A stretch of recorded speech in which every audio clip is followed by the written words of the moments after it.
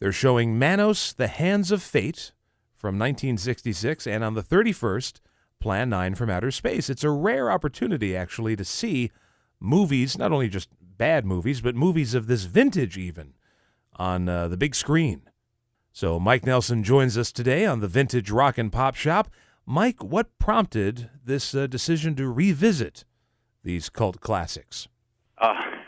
We just had more pain to deliver to the world. There's just too much to limit it to one time. No, really, it was just these are kind of the titles that everybody wanted to see, and these being live and one-time events, and this is obviously a rebroadcast of that, but it limits people's availability to see it. So it just we thought we would put these together for a nice double feature. Well, you have movies that are interesting for a variety of reasons. Plan 9 from Outer Space at least looks like a movie. It does. Yeah. It has the earmarks of it. And that, I think unjustly was called the worst movie ever made for years. And then we, in an old box in a corner somewhere, we found Manos, and it was clearly it trumped it right away. But they're both, they're bad for different reasons. Yeah. Now, Manos, The Hands of Fate, I should say Plan 9 came out in 1956. Roughly 10 years later, Manos, The Hands of Fate was made by this gentleman, Harold P. Warren, who I don't think had any prior film-making experience. No, he had experience as a fertilizer salesman, and it shows. Yes, and he continued in that field, bringing it to movies. It's interesting, too, because as you mentioned, Plan 9 from Outer Space, unjustly called the worst movie of all time, and I think that was the... Was it the Medved brothers in the 80s put out a book of the worst movies, and that was their number one? Yeah, I think that's the case. Yeah, and it just kind of gained that reputation. But I always say, the worst movie ever made is a movie that you would never, ever watch under any circumstances. It would be boring or it just you couldn't hear it or see it or whatever. These are the worst movies made that you still want to go see. So, that's in parentheses there. Right, right. And, of course, Manos, The Hands of Fate, in your previous incarnation, I think Mystery Science Theater had a lot to do with reviving that movie. I think so. From what we understand, it hadn't really been shown anywhere else other than a couple of drive-ins, the year after it was made, just because they needed to fill time, obviously.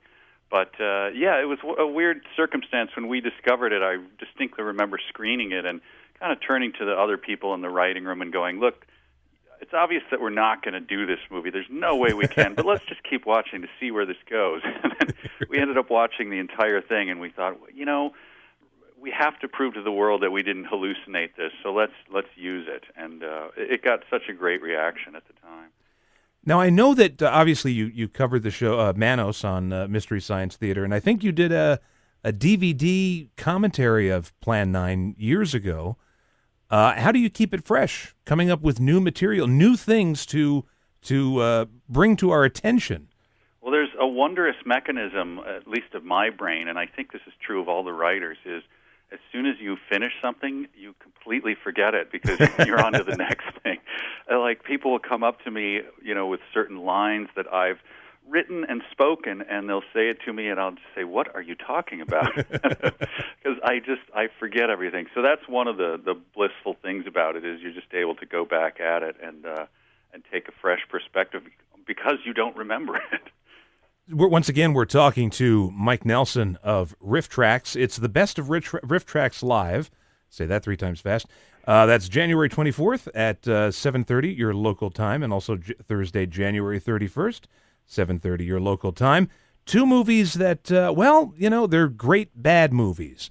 And they're a lot of fun, and having attended a Rifftrax live event, I can say that it's a unique experience for a movie theater because it's very rare that you go to see any kind of movie and there's a party atmosphere in the theater. That is true. That we hear a lot, and that's what I love about it. And for us, as a writer just engaged in the strange area that I've chosen to specialize in, you're often just spending a lot of time alone with weird movies. Right. Probably for the health of us and everyone in the world, it's best for us to get out and mingle with actual humans. Right. But it really is fun. The the contagion of the laughter and everything is really a cool experience, which is why we do the live thing. Now, before I let you go, obviously we can't talk too much about Harold Warren's cinematic output because I think Manos was it, as far as I know. Yeah, it was. Yeah, but Ed Wood, of course, made many, many movies, and I'm sure you've probably seen them all by this point. Would Plan 9 be your favorite of those movies, or is there another in the Ed Wood canon that you're intrigued by? I believe, what's the other one called? Oh, there's another one with Tor Johnson, and I'm kicking myself that it's not completely at the tip of my tongue. But if you look it up, it vies for a good place. It's another Bela Lugosi. Oh, Bride of the Monster. Bride of the Monster. That's Thank it. you so much. Right. Yeah. There you go. Yeah, I was thinking Mad Monster. I'm like, that's not it. There's a lot of movies with monster in the title in my head. So, but that is, I think, equally as good. But for a couple of the flamboyant performances and everything, you really can't beat Plan 9. That's true. There are people in that movie that should never have been in any movies ever. Right. Thanks so much, Mike, for continuing in this grand tradition of skewering bad films, and much success in the future, and hopefully some more Rifftrax live events coming up this year. Yeah, we'll have more. We love them.